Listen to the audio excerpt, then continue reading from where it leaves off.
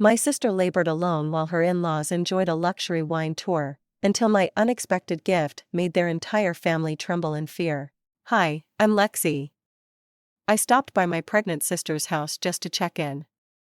No warning, no call, and I found her in labor on the floor alone. No husband, no packed bag, no plan, just her shaking, whispering that it wasn't time yet because they told her not to make a fuss.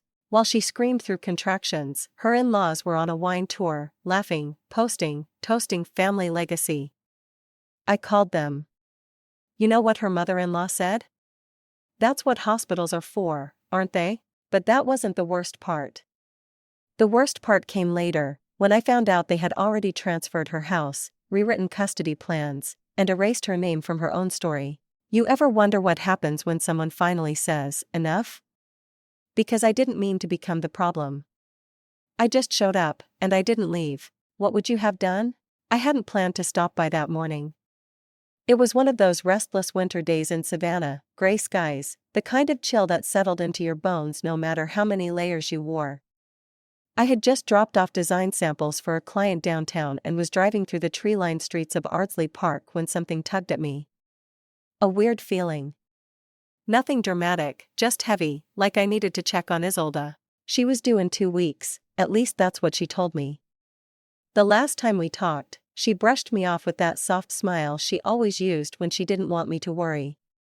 Said she was fine. Said Dorian had everything under control. But something in her voice had been off. Not scared, exactly. Tired. I pulled into their driveway and noticed immediately how still everything was. No car, no sound. The grand white house looked picture perfect as always, but too perfect, like a showroom. I knocked once. No answer. I tried calling, but her phone rang from inside. That's when I stopped being polite. I walked in. The sound hit me first, not a scream, not yet, just a low, strained groan, like someone trying to keep themselves from falling apart. I raced upstairs, and there she was on her knees beside the bed.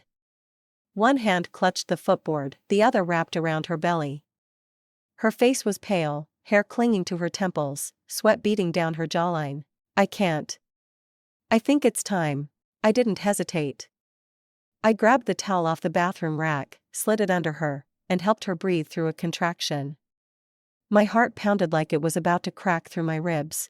No sign of Dorian, no suitcase, no call placed, just my sister laboring alone in that perfect, curated home. Where's Dorian? I asked as I helped her ease onto the edge of the bed. She winced. Business brunch. Vera said not to make a fuss if it started early. The words didn't register. Couldn't. I pulled out my phone and called Dorian. Voicemail. Again.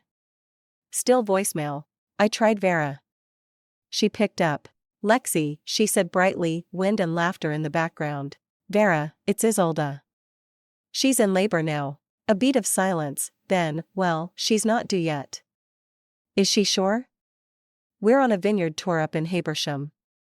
Lovely day for it. She's doubled over, breathing in counts of 5. Do you think she's joking? Vera sighed. All right, call the hospital. That's what they're for, aren't they? Let us know when it's done. And then she hung up. I stared at the phone, numb. I wasn't expecting her to cry or rush over, but that was cruelty dipped in a southern accent and wrapped in pearls. I didn't say a word to Isolde. I just bundled her coat around her shoulders, eased her into the backseat of my car, and drove like hell through the winding side streets toward Memorial Health. She kept whispering, "Don't tell Mom and Dad." Please, not yet. I nodded. I didn't ask why. I knew why. I pulled up to the ER, called out for help, and within seconds 2 nurses were wheeling her inside. I parked, ran in, and filled out every form they shoved in my face. Emergency contact, me. Insurance, hers, but under Dorian's name. He still hadn't called back. A nurse walked over. Are you her sister? Yes. She's in triage now. Your name's listed as primary contact. Just stay close. They'll be moving her to labor and delivery soon. I sat in that waiting chair with my fingers clenched so hard around my phone they went white. A few feet away, a couple giggled with excitement, balloons, a pink stuffed bear. A man held his partner's hand like it was sacred. And my sister, she was upstairs with no one but me. A nurse passed by and muttered to another, "Poor thing. Feels like half these women give birth alone these days." She didn't mean for me to hear it, but I did. And suddenly something inside me stiffened.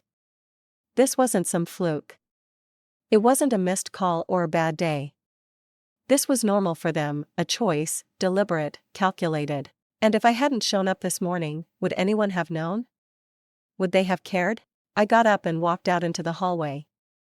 The fluorescent lights buzzed softly overhead.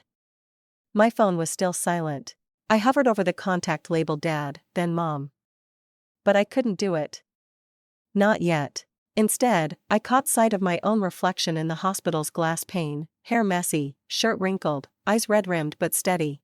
"Not yet," I whispered. "Not like this." The hallway smelled like bleach and overcooked coffee. I stayed still for a moment, just breathing in that sterile air and watching nurses shuffle by in quiet motion.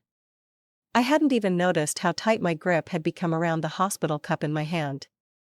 I loosened my fingers, refocused, and turned back toward Isolda's room. She was finally asleep, or at least pretending. Her breathing was slow, her arms loosely draped around the bundled baby beside her. I tiptoed to the far side of the room where her overnight bag was stashed near the closet. The nurses had handed it to me when we were admitted, saying it was sitting by the front door, neatly packed, no signs of panic, just ready, which made no sense. I crouched beside it, thinking maybe I'd find a phone charger or something comforting to unpack. A familiar scent from the folded clothes, lavender, probably her lotion, rose up as I reached under a sweater, and then I saw it. A brown envelope tucked so precisely beneath a blouse it felt placed, not forgotten. On the front, personal. "Do not open." Of course I opened it. Inside was a folded scrap of paper, barely creased. It read, "Don't forget to bring that thing after the tour." Hide the brown envelope. No signature, no date, just that cryptic sentence in handwriting I didn't recognize. I stared at it longer than I should have. Something about the wording. It wasn't casual. It was calculated. Like this had all been timed, planned, managed. Tour. My chest tightened. Were they talking about the vineyard trip? The one Vera mentioned on the call? What did Dorian need to bring after? And why hide this from Isolda? I folded the note back in half, then tucked it in my coat pocket. Later, while a nurse named Maris checked Isolda's vitals, she smiled and asked, "You the sister?" I nodded. "She's got a strong baby there," she said, scribbling something on her clipboard. "Honestly, I'm glad someone's here. She's always coming alone. We just assumed she was doing this solo." I blinked. She was alone at all the appointments? Maris looked up, a little surprised. "Yeah, no partner, no mother. Sweet girl, though. Never complained, just nodded a lot." It was a strange thing to feel fury and heartbreak at the same time, like my stomach dropped and curled in on itself trying to process what I just heard. I looked over at Isolda, still quiet in the bed. I waited until Maris left. Then I pulled the chair closer to her bedside and sat, not even knowing how to start. "Hey," I said softly. "Do you know there was a note in your bag?" Isolda's eyes fluttered open. She looked groggy, but the moment I mentioned the note she stiffened. "No," she whispered. I didn't pack it. Dorian said he would. He said he'd handle everything." I thought it was sweet. Her voice cracked at the word sweet. She tried to sit up but winced. "I just thought maybe he was trying," she said. "Trying to step up, you know, like finally maybe I was being too emotional again." I leaned in closer. "Isolda, that note, it's not nothing. It's weird. It sounds like they planned for you to be alone." She shook her head, eyes glistening. "No, I mean, maybe. I don't know. I don't even know what's normal anymore. He handles everything. He fills out the insurance, the doctor stuff, even the pediatrician forms. He said I just needed to sign." My throat dried. I wanted to tell her how messed up that was, how wrong, but I also saw the look in her eyes. She knew. Deep down, she knew. "This isn't miscommunication," I said quietly. This is control. She turned away, biting her lip. I sat back in the chair and stared at the ceiling tiles. My mind drifted to a Christmas years ago. I was 13. Isolde had just turned 18. She brought a boyfriend home, Mark or Mitch, I don't even remember now, and he never showed up to dinner after promising he would. She made excuses for him all night. Our parents told her, well, maybe don't be so demanding next time. Even then, she'd absorbed the shame for someone else's absence. Later that night I asked her why she didn't seem more upset. Because I can't afford to be loud, she said. You can. They expect it from you. It stuck with me. I'd forgotten until just now. And suddenly everything about today made too much sense. I was raised to stay out of things. She was raised to surrender to them. And Dorian, he was just the latest man to benefit from that. A soft cry from the bassinet broke my thoughts. Isolde stirred, reaching for her daughter. I helped her adjust the pillows. As I did, I felt the edge of the envelope in my coat pocket. I wasn't going to tell her yet. Not until I knew more. I'll get you some more water, I said, reaching for the pitcher. She nodded, her eyes barely open. I stepped out into the hallway, trying to calm the fire still burning low in my chest. The corridor was quieter now, a little dimmer.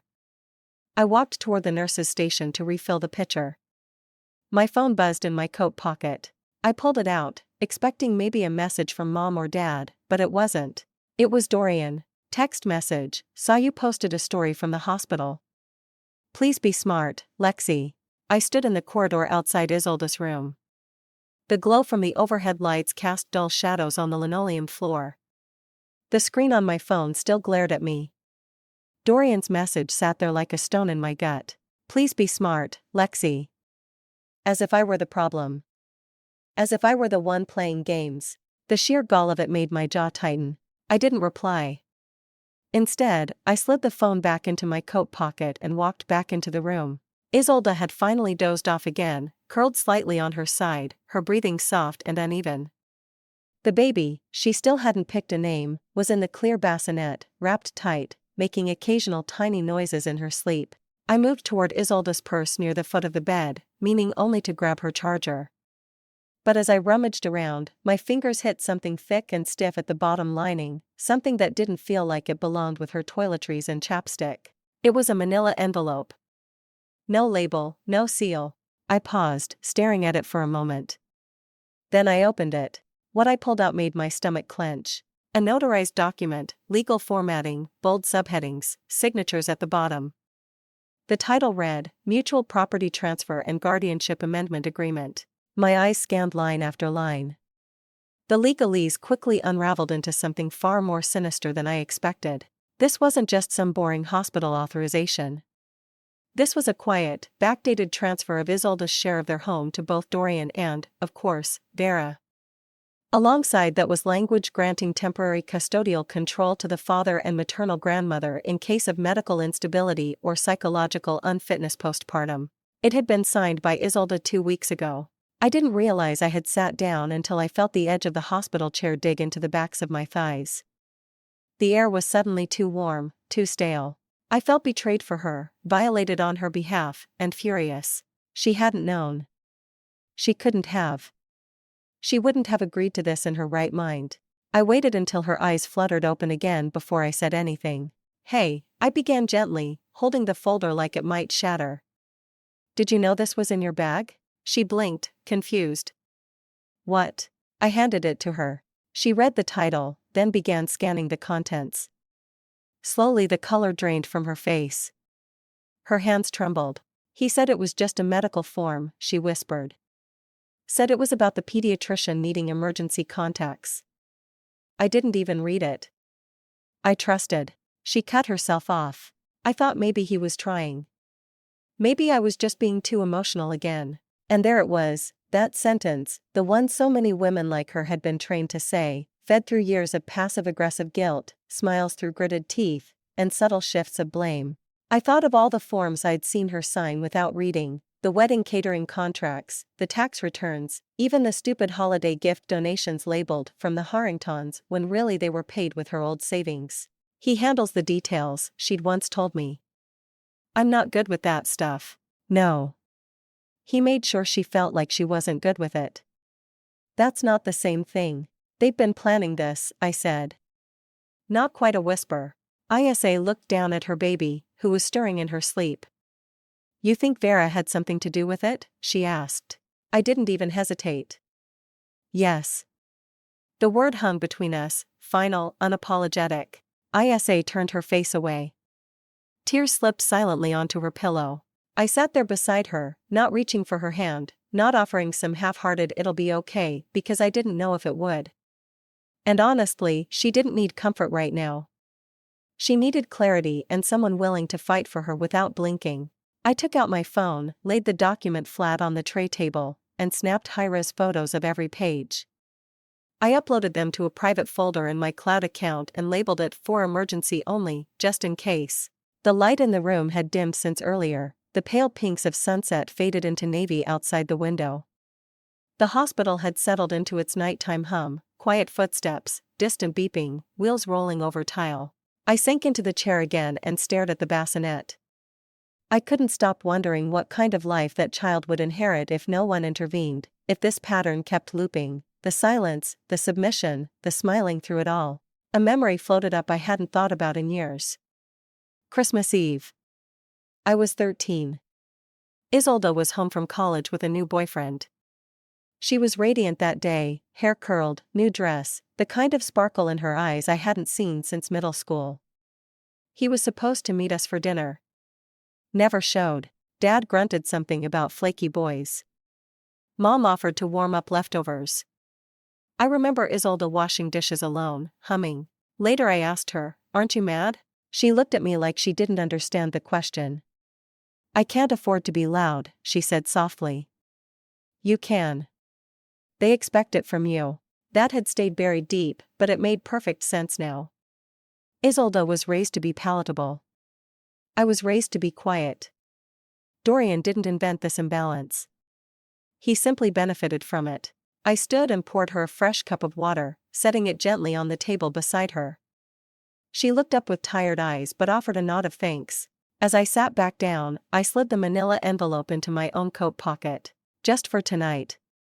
I won't let them take anything else from you," I whispered. Once she drifted back to sleep, one hand resting protectively over her baby's tiny chest, my phone buzzed again in my lap. I pulled it out, expecting maybe a text from Mom or a check-in from my office. But it wasn't that. It was from Vera. One word: stop. By the time I left the hospital the next morning, the sun had just cleared the low rooftops lining Drayton Street, painting the city in that soft winter yellow. I had only managed a few hours of sleep, slumped in a chair beside Isolde, but I didn't feel tired. I felt sharpened, like someone had lit a fire under my skin and I was too awake to sit still. As I waited at a red light, I glanced down at my phone. Vera's text still sat there like a splinter in my inbox. Stop. No punctuation, no explanation, just that, as if I were a dog she'd forgotten to leash properly. I didn't answer. I didn't need to. 30 minutes later, just as I returned with coffee for the nurses, I saw her. Vera walked through the hospital's front entrance like she was stepping into a country club brunch, hair sculpted, cream blazer spotless, a basket of pastel cupcakes balanced in one hand and a bouquet of lilies in the other. Behind her was a man with a camera and a name tag clipped to his shirt, Savannah Family Living. "I'm here to see Mrs. Harrington," Vera chirped to the front desk. "We're celebrating a new arrival. A legacy. Legacy." That word again. I froze halfway through the corridor as she swept past me. The photographer followed obediently, like this was some staged political event. I followed silently, standing just outside the door as Vera walked into the hospital room and began arranging cupcakes and flowers without even glancing at Isolde. "Darling," she said, lifting a cupcake with a flourish. "We thought these would add some cheer." I also invited Mark. He's doing a local profile on Southern matriarchs. Just a quick photo for the community piece. Isolde blinked slowly from the bed, barely upright. She looked pale and emotionally threadbare. She didn't speak. She didn't object. She simply turned her face away from the camera light, which flickered on with a mechanical beep. I stepped in fully then, and Vera turned to me with a smile so polished I could see my own reflection in her lipstick. "This is my younger niece," she said brightly to the photographer, waving toward me without a glance. "She stopped by." "Sweet thing." I felt my stomach twist. "Niece, actually," I said, staring directly at the man with the camera. "I'm her sister." The photographer hesitated for a moment, clearly sensing the tension. Vera turned her head slightly, her smile tightening. "Oh, of course," she said smoothly. I misspoke.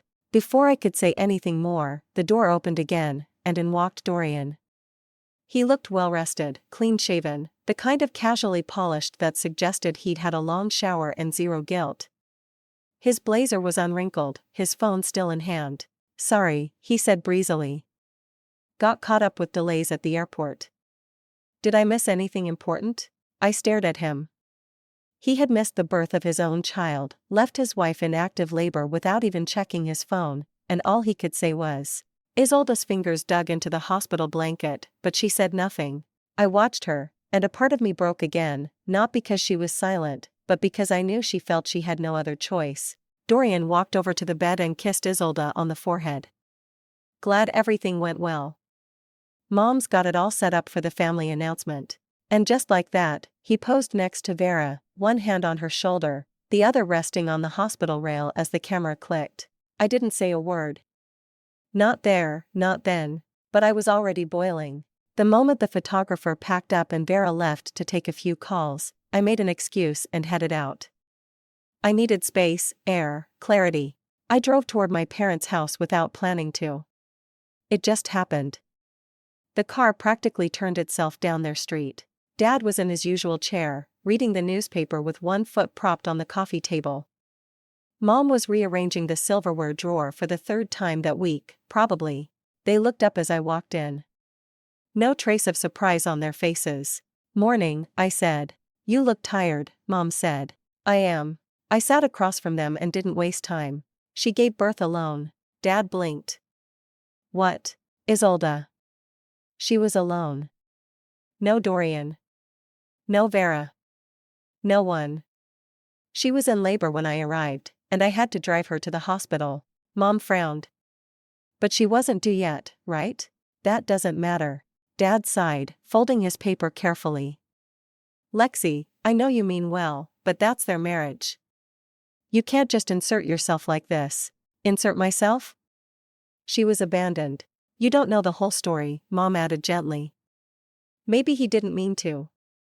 Maybe it was a misunderstanding." I stood. "Do you two even hear yourselves?" They exchanged a look, a familiar one, the look they gave each other when they wanted me to quiet down. "She's not saying anything," Dad said. "And that tells me this isn't as serious as you think it is." I turned away. I couldn't even breathe properly in that room. Everything felt too neat, too rehearsed. "I can't believe you," I said, my voice tight. "You always told me family meant showing up, but when it's inconvenient, suddenly silence is more acceptable." I didn't wait for an answer. Back in my car, hands shaking slightly on the steering wheel, I opened my phone's recorder and began talking. Not to them, not to Vera, not even to Dorian, to the future. I spoke plainly about everything I'd seen, what I'd read, what I suspected, what I'd felt watching Isolda crumble under the weight of a legacy she never asked for. I talked until my voice cracked. I ended with a sentence that didn't sound like me, but maybe it should have. "If something happens to me, bodies," I said softly, "this story won't be buried." As I pulled back into the hospital parking lot, I sat there for a few minutes, watching the world move outside my windshield, families with balloons, grandparents in cardigans, joyful fathers holding up car seats like trophies. And then a buzz. I checked my phone. Vera had posted a photo from earlier that day, Isolda's eyes half open, Dorian's hand resting on the crib, Vera beaming at the camera. Caption, "Blessed beyond words, the birth of a legacy." I didn't reply to Vera's post, not because I had nothing to say, but because I knew anything I wrote in that moment would be louder than I intended, and she'd twist it. That's what she was good at, spinning the silence of others into her own version of the truth. Instead, I sat beside Isolda, scrolling through the comments beneath the photo. A cascade of heart emojis. Beautiful family. 3 generations of strength. This is what legacy looks like. Legacy. It was a word they wielded like armor. But I knew better now. Isolde stirred, holding the baby with both arms, her face bathed in the soft light leaking through the window. Her thumb scrolled across her screen as well, her expression slowly collapsed. "I didn't even know they took that picture," she said quietly. I leaned forward, elbows on my knees, hands clasped tight. "They want the image," I said. "Not you." She didn't argue. She didn't need to. Her silence said more than her voice ever could. A few minutes passed. The baby whimpered, and Isolde reached for her phone charger, which she couldn't find. I offered to check her bag. She nodded, a grateful smile barely there. The charger was tangled in the side pouch, half wrapped around a bottle of lotion. But when I turned her phone on and unlocked it to plug it in, something popped up on the screen. An audio memo, unplayed, labeled for Lexi. "If I don't make it." I froze. Isolde saw the screen. Her face tightened. "You weren't supposed to see that." I didn't hit play. I waited. She sighed, long and shaky. "I recorded it a few days ago. I don't know, something felt wrong. I was afraid I wouldn't get the chance to say anything if things went bad." I didn't say a word. She nodded, giving me permission. I tapped the memo. Her voice filled the room, low and steady. "If you're hearing this, I guess I wasn't strong enough to stop them. But maybe you can be. Maybe someone needs to finally say it out loud, that this family doesn't care about love. They care about optics, about control." I kept waiting for someone to show up for me. But they only ever show up for the camera. "Lexi, don't let them raise my child the way they raised me. If I'm gone, let her grow up knowing the truth, not the script." The audio ended. Neither of us moved. "I thought maybe Dorian would change," she whispered. "Maybe once the baby was here, maybe he'd be proud to be a father, finally grow up. But it's all about the photo. Always has been." I swallowed hard. My hands were trembling, but I kept them in my lap. "You're not gone," I said. "And you're not alone." The door creaked open just then. I tensed, expecting Vera or, worse, Dorian. But it was Edith, the housekeeper. She held a small blanket in her hands, hand-stitched with soft yellow thread, a quilted patchwork design frayed a bit at the edges. "I thought the baby might like something homemade," she said gently. Isolde smiled weakly. "Thank you, Edith." I motioned for her to stay. "Do you have a minute?" She stepped inside and sat on the edge of the window bench. 2 weeks ago," she began without prompting, "your sister fainted in the kitchen." I heard the thud and ran in. She'd hit her head on the lower cabinet door. I called Vera immediately. "And?" I asked. "She told me not to call an ambulance," Edith said, her voice cracking. "Said Isolde was delicate and just needed rest and a cup of tea." I stared at her. "You didn't take her in?" "I wanted to," Edith said. "But I didn't have the authority." Vera made it clear. "I thought maybe I was overreacting. But then when I heard you were here at the hospital, I knew it had gone too far." I glanced at Isolde, who was staring out the window. "Why are you telling me now?" I asked. Edith folded the little quilt into her lap. "Because someone finally is willing to listen." I nodded slowly. "Well, I hear you. And thank you." "Really?" She stood, touched Isolde's shoulder gently, and slipped out without another word. Isolde was still looking outside. "She always looked out for me," she murmured. I didn't respond. I didn't need to. I pulled my phone from my pocket and opened the Notes app, scrolling past a draft of a client invoice, a grocery list, and finally the email I had been drafting silently in my mind all night, a family law attorney in Savannah recommended by a friend from college. I didn't know much about custody law, but I didn't need to. Not yet. I only needed to ask the right question. I typed it plainly. No flourish. I believe my sister has been financially manipulated. She may need help exiting safely. I'm not sure how this works, but I'm ready. I read it over once, then hit send. The room was quiet. Isolde was rocking her daughter softly, humming something so low it barely registered. I pulled the yellow quilt from the end of the bed and draped it over the bassinet. The baby didn't stir. I leaned down close and whispered, "Your mom asked me to protect you. I will, even if it means going to war." I didn't flinch when I read the message. You think this is over? You don't know who you're messing with. It was from an unlisted account, no profile photo, no name, just a shadow lobbing warnings through the dark. I didn't show it to Isolde. Not yet. I needed time to process what the threat really meant. Was it just posturing, or was this someone, Vera, Dorian, or one of their many enablers, signaling they were ready to play hardball? Either way, I wasn't backing down. The next morning I arrived at the hospital early. The halls were quieter than usual, as if the building itself was exhaling after 2 long days of tension. I brought coffee for the nurses and a paper bag of lemon muffins for Isolde. Though I knew she probably wouldn't eat, she was awake, eyes heavy, baby cradled in her lap. She offered a tired smile, one that didn't reach her eyes. She didn't sleep much, she said, nodding toward the bassinet. You either, I replied, placing the bag on her tray. Just then Vera arrived, not with flowers this time, but with a silver-rimmed frame in one hand and a stack of glossy cards in the other. She didn't even knock, just swept into the room like she belonged there, chin lifted, perfume trailing behind. Good morning, she announced, voice sweet as frosting. I thought we could finalize the announcement today. She handed me the framed print. Inside, beneath gold calligraphy, were the words, with joy and grace, the Harrington family welcomes the next heir to the legacy. I stared at it for a beat longer than I should have. She smiled wider. We're hoping to include it in the Savannah Family Women's Circle Bulletin, a lovely Sunday feature. I looked up at her slowly. You want me to post this? Of course. You have such a natural touch with social media. Tag the right people, hashtags, you know. She almost gave birth alone, I said evenly, the words slicing through the air between us.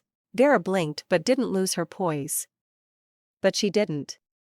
And now everyone looks like they did the right thing. Isn't that what matters? Isolde turned away. Her jaw tightened, but she didn't speak. I stood. You will not post this. You will not tag me. And if you try, I will post something of my own. And unlike you, I won't need a publicist to make it sound believable. Vera tilted her head slightly. Her smile didn't reach her eyes. Are you threatening me, dear? No, I said. I'm promising you. She held my gaze for a second longer, then turned toward Isolde. Well, let me know if you need anything, she said lightly, as if nothing had just happened. Then she walked out, her heels clicking against the tile. The moment she was gone, the tension in the room dropped like a stone in water. Isolde let out a breath. Her shoulders slumped. I'm sorry, she murmured. You don't have to be. She looked at me for a long moment, then finally said, you shouldn't have to defend me. I should have done it long ago. Then do it now. She didn't reply, but something in her expression shifted, a flicker of something I hadn't seen since before she married Dorian. Not anger, not sadness. Conviction. Odette, who had been quietly coloring on the floor beside the window, suddenly spoke. Grandma says Mommy's too much drama. The room went still. Isolde closed her eyes. Her lips parted slightly, but no sound came out. I knelt beside Odette and touched her hand gently. Sometimes grown-ups say things that aren't true, I said softly. She nodded like she understood, even if she didn't. Later that afternoon I took a walk outside. The hospital courtyard was cool and empty, a light breeze brushing the trees. I needed space to breathe. When I checked Instagram out of habit, I noticed Vera's post had vanished. Deleted. I let out a dry laugh. It wasn't victory, but it was movement, the kind of movement people like Vera didn't make unless they were rattled. But just as I turned back toward the building, my phone buzzed again. A new message, private, anonymous. You think this is over? You don't know who you're messing with. I didn't respond right away. I just stared at it. The words burned into the center of my screen like someone had carved them into glass. And then another, your sister's a mess. You're next. And one more, 30 seconds later, we know where you work. You should be more careful what you say. It was the kind of thing you'd expect from a bad movie. But there was nothing theatrical about the way my hands trembled as I screenshotted each message, attached them to an email, and sent them directly to the family lawyer I'd contacted 2 days ago. His reply came quickly, this meets the threshold for digital harassment. I filed a preservation request with the platform. Don't delete anything. I dropped my phone onto the couch and exhaled. The apartment was quiet, dim. A single lamp lit the corner near my desk where baby supplies had started collecting: diapers, wipes, a spare car seat. Not because I had a baby, but because in a matter of days my life had become something much bigger than my own. I walked over to the window and stared down at the empty street. I could almost see the weight of that message bleeding through the screen and into the night. Fear had a way of creeping into your bones without you realizing it. But this time I didn't let it settle. Instead, I opened Instagram. I didn't post a name. I didn't have to. I typed slowly, deliberately. When women give birth alone while their family poses for PR, what exactly are we celebrating? I didn't use hashtags, didn't tag anyone. I just hit share. Within minutes the post started gaining attention: comments, DMs, shares. Women I hadn't spoken to in years messaged me. This happened to my sister. I delivered in the hallway while my husband FaceTimed from Cancun. I've never said this out loud before, but thank you. I sat in that moment, quiet but buzzing, as my phone lit up again and again. And then it happened. Someone commented, "Harrington family, right? This smells like Vera." I didn't say a word, but the comment didn't disappear. Neither did the others that followed. That's when I saw it: Vera's official account, verified, pristine, commenting beneath the original post: "Please respect privacy during this sacred time." Sacred. That word. I stared at it like it was a bad joke. I read it twice, then typed my reply without blinking. Respect is earned through presence, not press releases. It hung there, quiet and cutting. A single sentence that said everything. It didn't take long for the screenshots to spread: Twitter, Reddit, Facebook, every mom's group within 50 miles. Even a few Southern etiquette circles started whispering. And when Southern socialites whisper, things move faster than wildfire in July. Someone messaged me directly: "I always knew something was off with that family. Keep going." I stared at the screen, a strange tightness in my chest, not anxiety, not pride, something heavier. Dorian tried calling me next. I let it ring. Then he texted, "You need to stop before this gets worse." I stared at the words. A tired laugh caught in my throat. After everything, after leaving Isolde alone to give birth, after staging family photos like a politician, he had the nerve to act like I was the one causing harm. I replied simply, "It's already worse. You just didn't notice until people started watching." I turned my phone over on the table and leaned back in my chair. The baby's soft coos drifted through the baby monitor I'd borrowed from the hospital. Isolde was finally sleeping, curled on my pull-out couch, Odette tucked safely beside her. I should have felt relieved, but I didn't, because the next moment would come: the retaliation. I knew how Vera worked. She didn't shout. She didn't punch. She filed lawsuits, whispered lies, branded people difficult with a smile. And I was now in her crosshairs. That night, just before midnight, my phone rang again. This time it was a new number, local. I debated answering, let it ring halfway through before finally picking up. "Lexi Walker?" a calm voice asked. "Speaking. My name is Monica Ellis. I'm a journalist with the Savannah Gazette. I've been following the story that seems to be unfolding online. I'd like to talk to you about your experience. Off the record, for now." I didn't speak right away. I watched the streetlights outside flicker against the brick walls. A dog barked somewhere in the distance. "I'm listening," I said finally. "But I'm not ready to be a headline." "Understood," Monica replied. "This isn't about headlines. It's about truth and patterns. You're not the first woman I've spoken to about that family." That stopped me. "Not the first? You want to meet?" I asked. "Tomorrow. Coffee. My treat." I glanced at Isolde, asleep and unaware. "All right," I said. "But if I'm walking into a setup." "You won't be," she said quickly. "Trust me, you're not alone in this." For the first time in days I felt something shift, not hope, not yet, but traction. We didn't say another word until we reached the car. Isolde eased herself into the passenger seat, moving slowly but with a quiet determination I hadn't seen in her in years.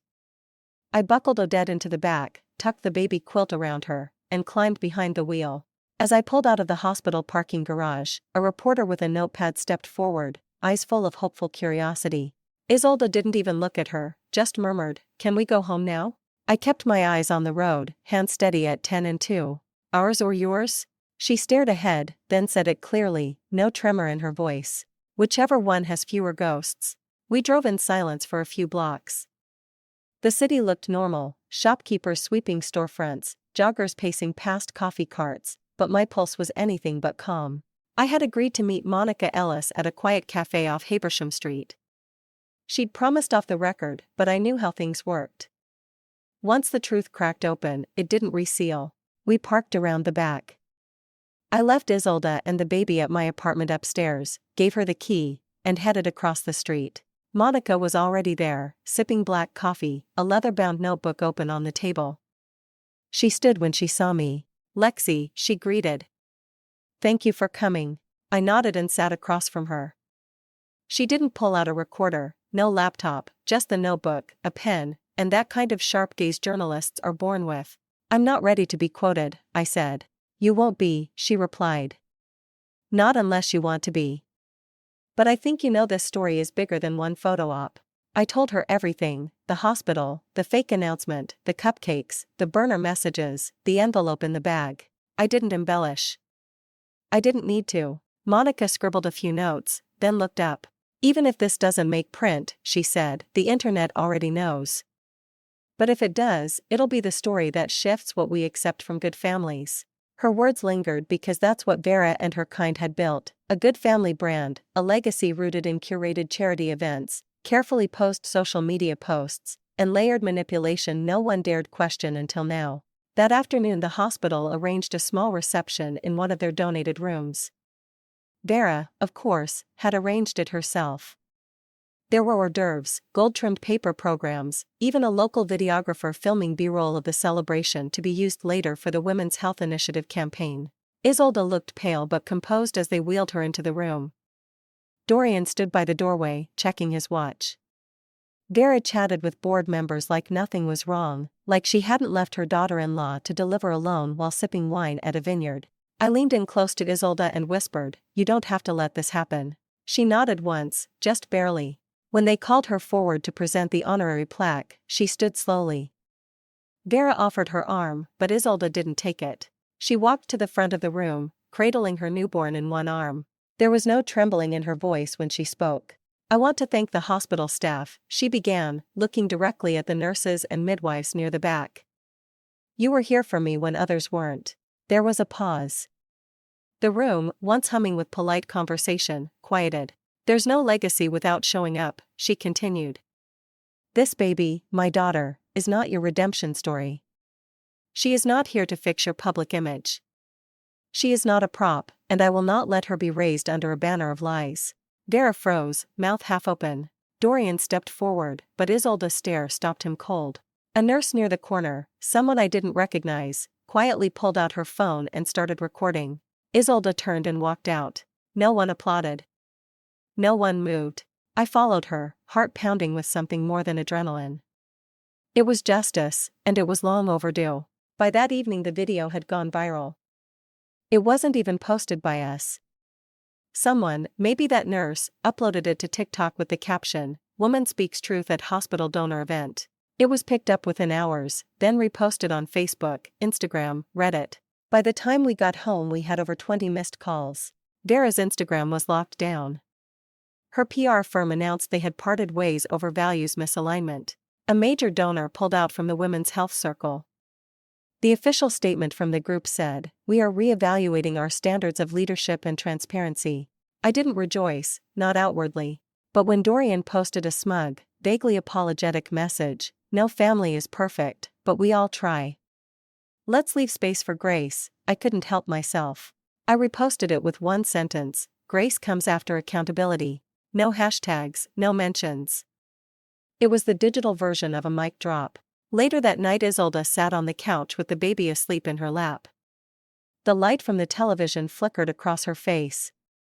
She looked different, not new, but free. "I can't believe I said all that," she whispered. "I can," I replied.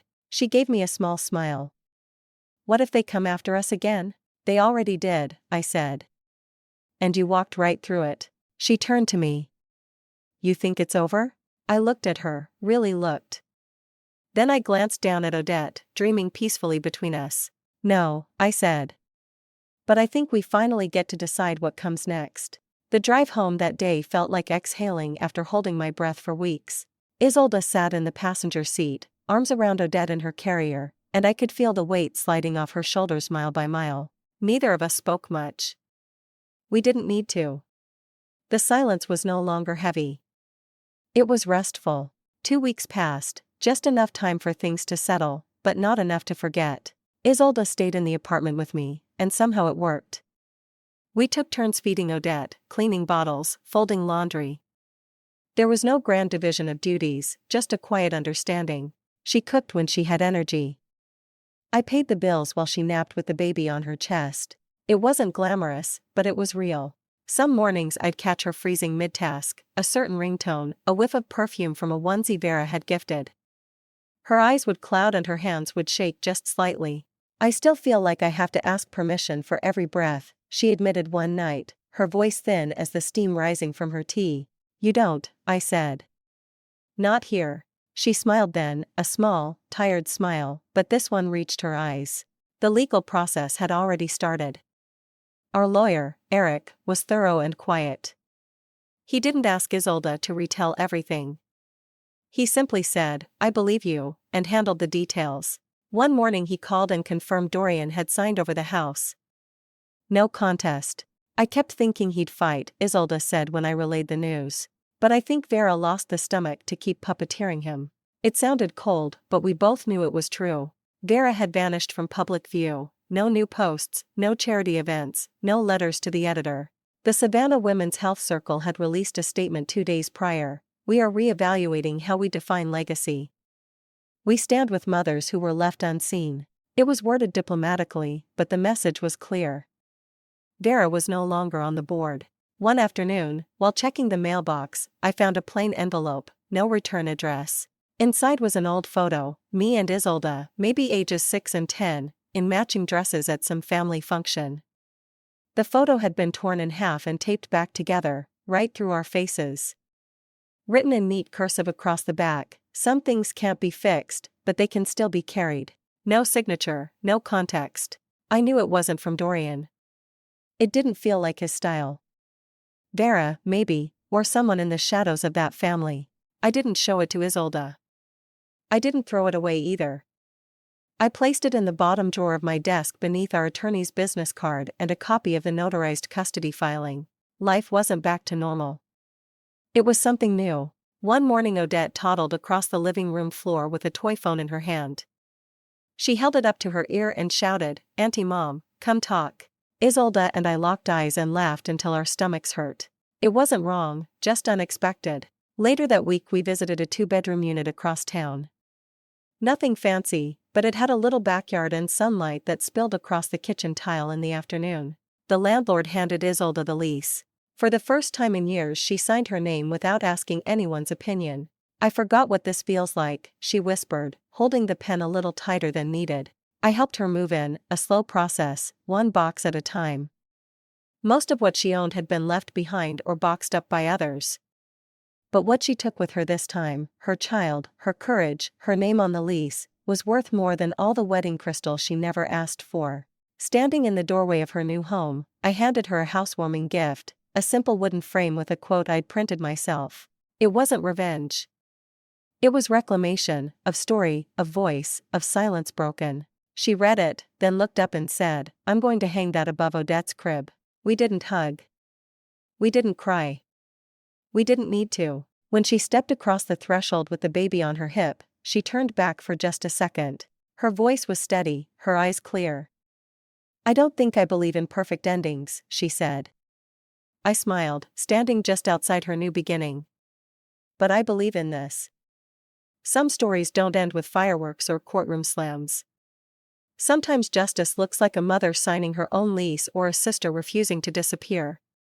What happened to Isolde wasn't just about abandonment. It was about erasure. And what I did wasn't heroic. It was what any of us should do when someone we love is quietly being erased.